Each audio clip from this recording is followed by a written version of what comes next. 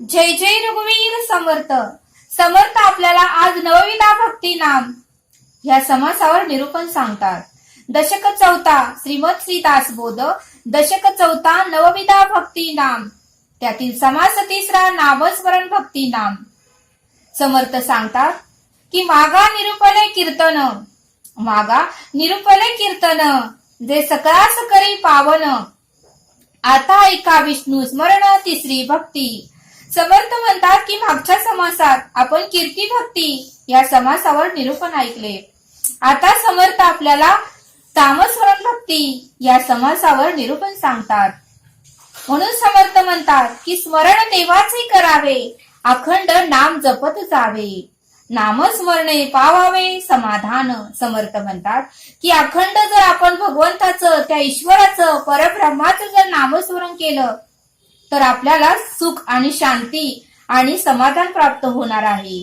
आणि म्हणून समर्थ म्हणतात की स्मरण देवाचे करावे, अखंड नाम जपत जावे, नामस्मरण पावावे समाधान.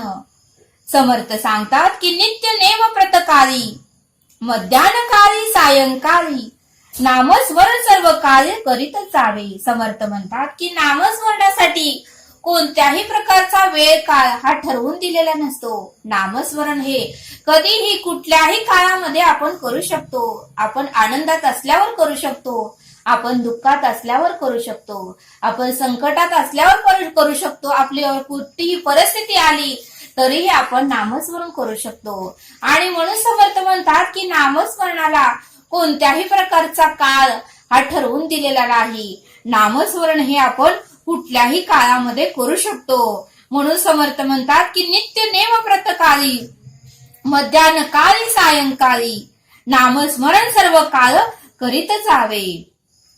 सुखदुःख उद्वेग चिंता, सुखदुःख उद्वेग चिंता अथवा आनंद रूप असता, नामस्मरणे विना सर्वता राहूच नये. समर्थ म्हणतात की सुख दुःख असलं तरी, सुख आलं तरी नामस्मरण सोडायचं नाही आणि दुःख आलं तरी नामस्मरण सोडायचं नाही. त्या ईश्वरावर, त्या परब्रह्मावर, त्याच्या चरणावर दृढ विश्वास ठेवायचा.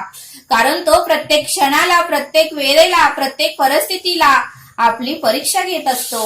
आणि त्यामुळे समर्थ म्हणतात की आपण सुखात जरी असलो तरी नामस्मरण सोडायचं नाही आणि दुःखात जरी असलो तरी नामस्मरण सोडायचं नाही.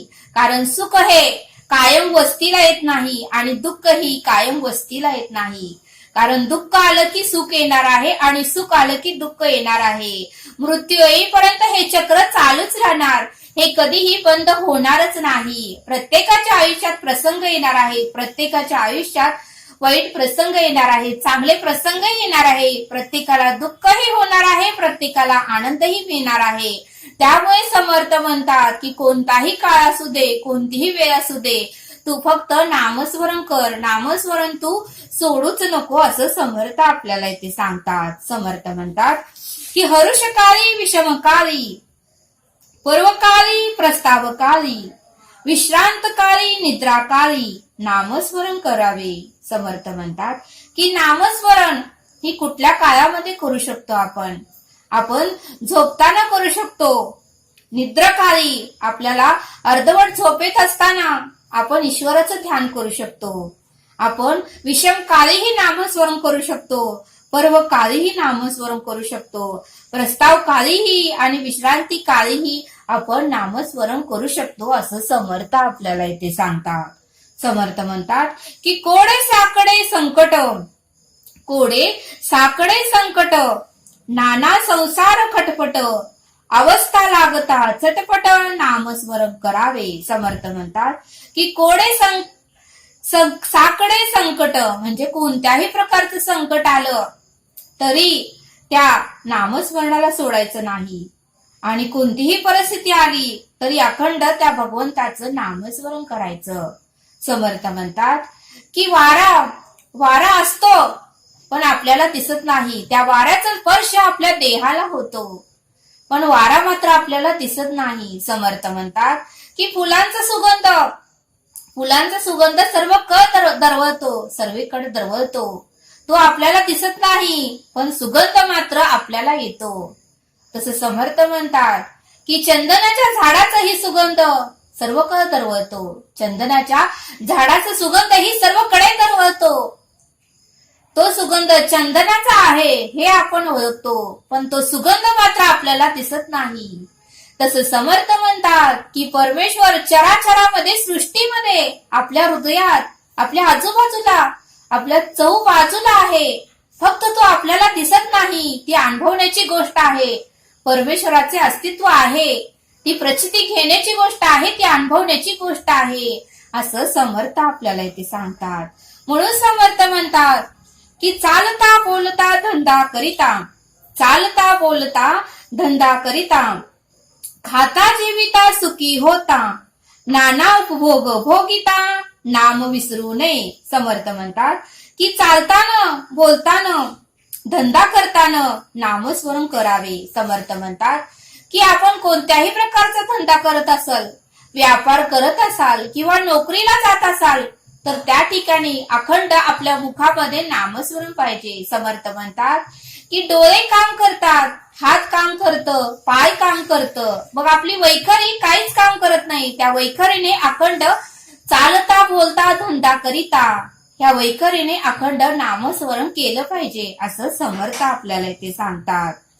समर्थ म्हणतात की संपत्ती अथवा विपत्ती जैसी पडेल काळगती, नामस्मरणाची स्थिती सोडूच नये. समर्थ म्हणतात की संपत्ती भरपूर जरी असली, आपल्याला वाटतं की आपल्याला भरपूर संपत्ती आहे, मला कुणाचीही गरज नाही, मला परब्रह्माचीही गरज नाही, मला ईश्वराचीही गरज नाही, पण समर्थ म्हणतात की कोण समय येईल कैचा, नाही या देहाचा भरोसा, जैसे ताही दिशा पक्षी उडून जाती. समर्थ म्हणतात की किती जरी संपत्ती आली तर यम आला तर आपल्याला त्याच्याबरोबर जायचंच आहे. त्याला आपण म्हणू शकत नाही की माझी ही संपत्ती घे पण तू मला अजून जीवनदान दे. त्यावेळेस तो यम म्हणतो की मी तुला न्यायला चालू आहे, मला संपत्तीची काहीही गरज नाही. म्हणून समर्थ म्हणतात की संपत्ती अथवा विपत्ती जैसी पडेल काळगती, नामस्मरणाची स्थिती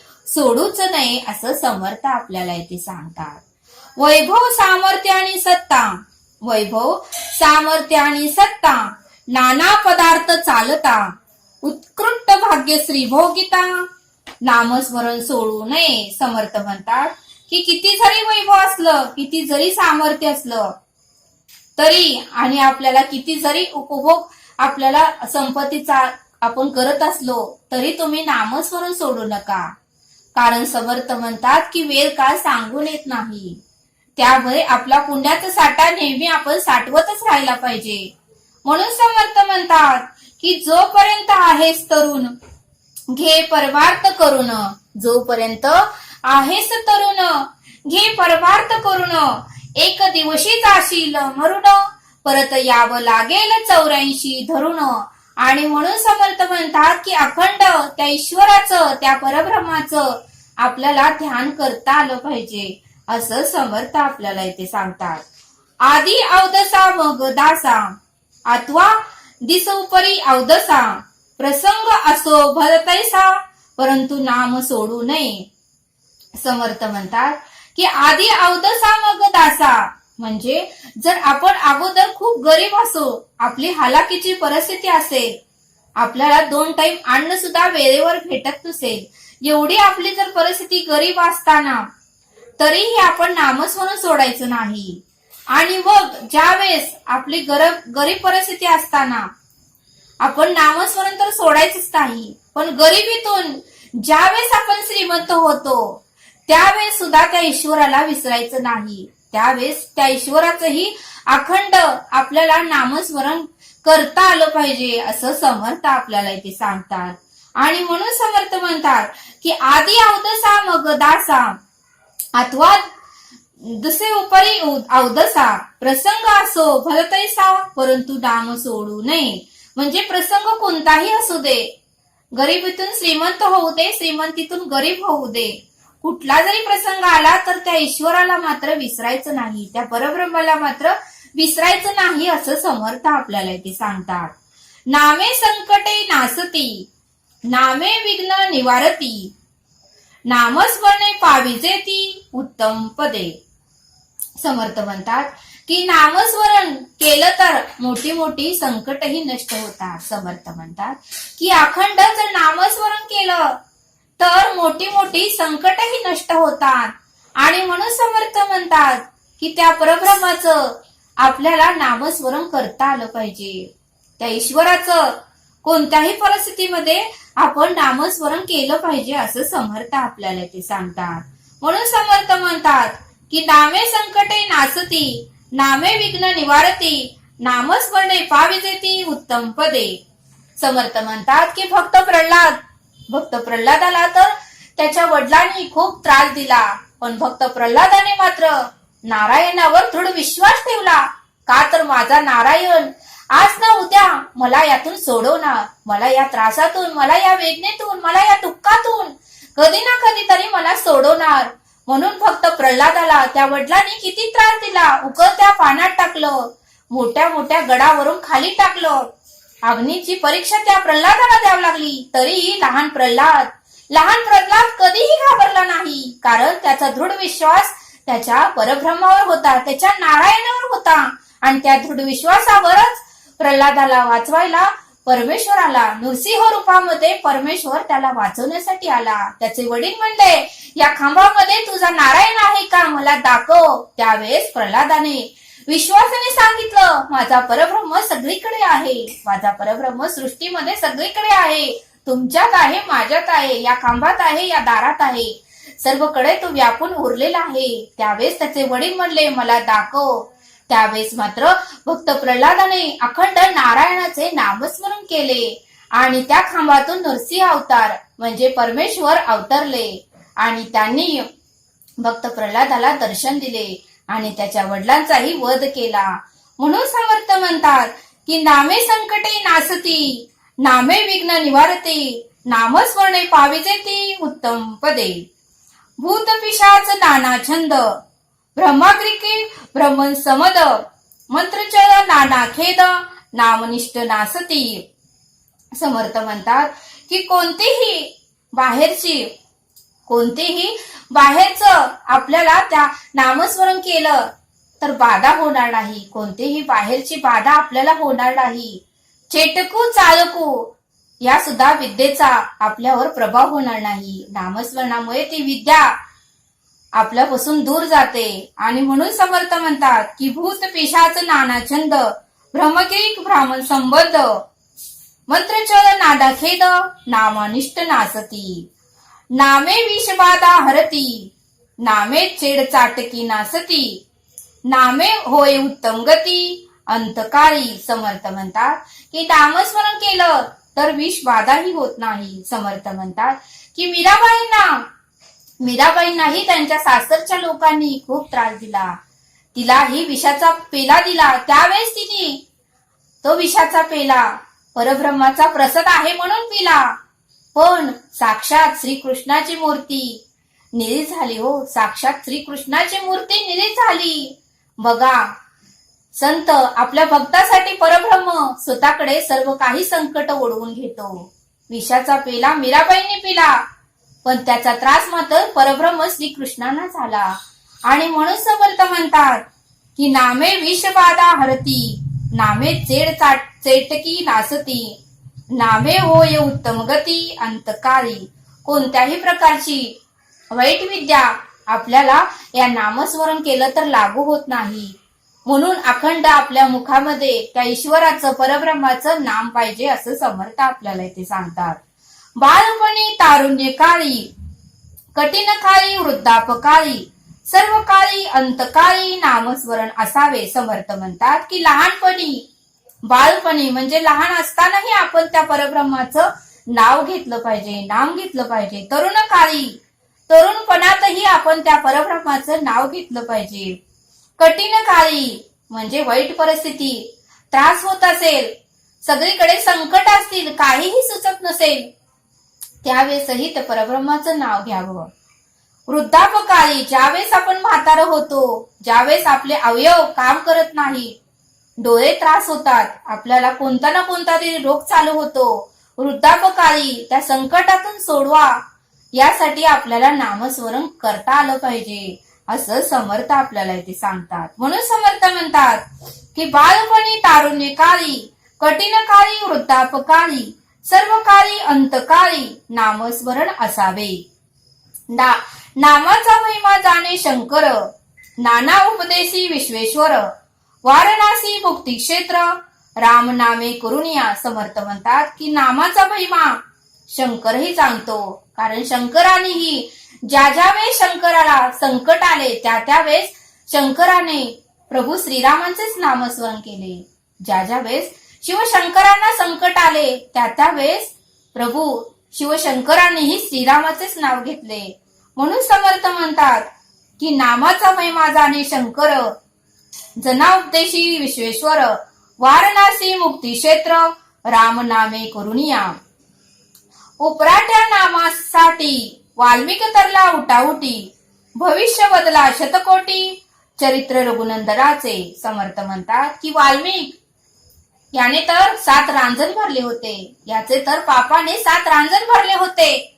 त्याला तर राम सुद्धा म्हणता येत नव्हतं, त्याला तर राम सुद्धा म्हणता येत नव्हतं.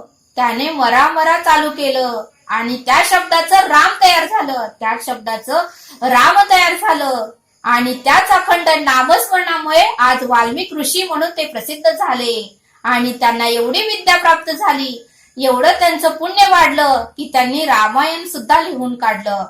वाल्याला झाडाला सुद्धा पालवी फुटली, त्यांचं शिक्षणही झालं नव्हतं तरीही त्यांनी रामायण लिहून काढलं. बघा किती सामर्थ्य आहे या नामस्मरणामध्ये. म्हणून समर्थ म्हणतात की उपराट्या नामासाठी वाल्मिक तरला उठाउटी, भविष्य वदला शतकोटी, चरित्र रघुनाथाचे.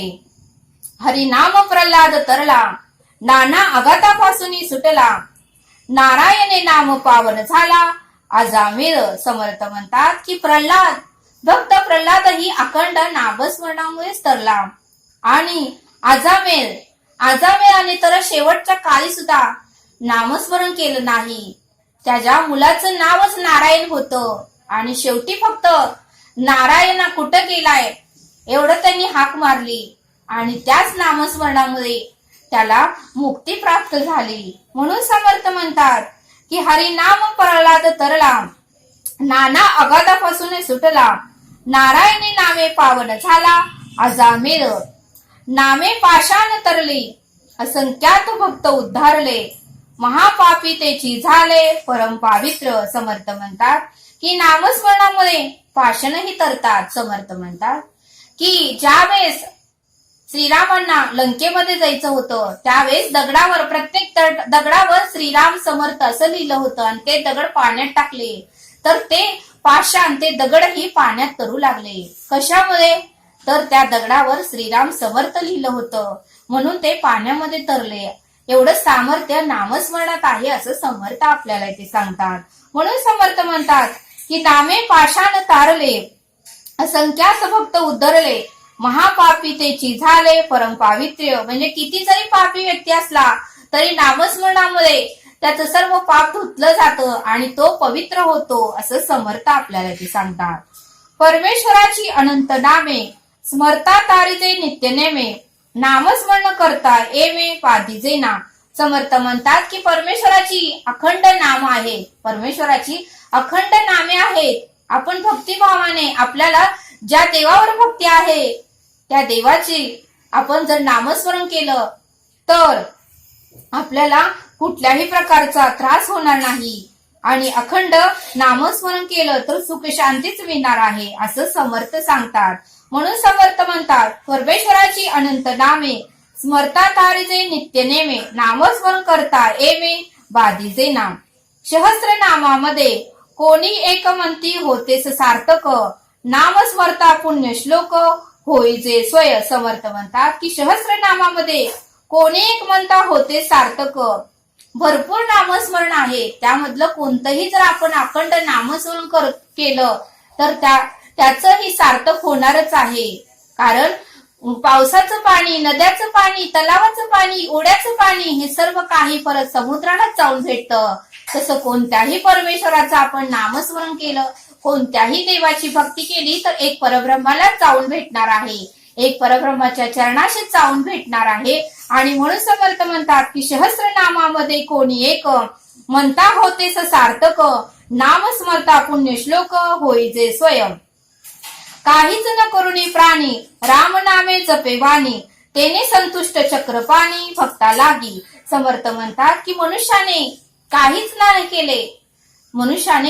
नाही केले आयुष्यात येऊन जर अखंड नामस्मरणच केले तरी परमेश्वर, तरी ईश्वर त्याची काळजी घेतो, त्याची सेवा करतो. कोणाच्याही रूपात येऊन त्याला सर्व काही सेवा पुरवतो असं समर्थ आपल्याला इथे सांगतात. म्हणून समर्थ म्हणतात काहीच न करुणी प्राणी राम नामे जपे वाणी, तेने संतुष्ट चक्रपाणी भक्ता लागी सांभाळी. नामस्मरे